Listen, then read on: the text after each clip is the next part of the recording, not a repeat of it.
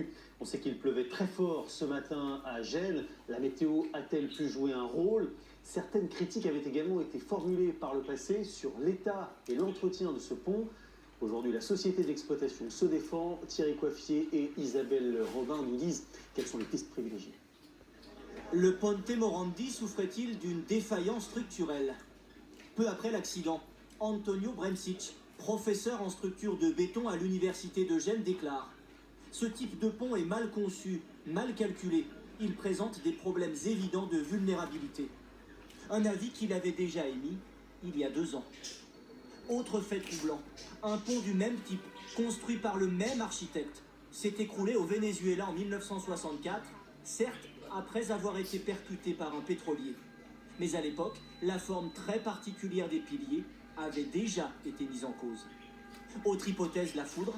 Un violent orage s'est abattu sur la région de Gênes ce matin. Peu probable pourtant qu'un éclair soit responsable de la catastrophe. Tous les viaducs sont en principe équipés de paratonnerres. En témoigne celui de Millau, qui a parfaitement résisté à 7 éclairs lors d'un violent orage il y a 3 ans. La vétusté de l'ouvrage semble l'hypothèse la plus probable. Construit dans les années 60, le pont a subi d'importants travaux de rénovation il y a 2 ans. Est-ce que ce sont les haubans qui ont fini par lâcher? Est-ce que c'est le pylône qui s'était effondré? Il ne faut pas oublier que ce pont, il a 50 ans. Donc c'est quand même un ouvrage qui n'est plus tout jeune. Et le plus grand risque des ouvrages, c'est quand même d'abord le vieillissement et la corrosion. Depuis 5 ans, 10 ponts se sont effondrés en Italie. En mars dernier, l'écroulement de ce viaduc a fait 2 morts et 2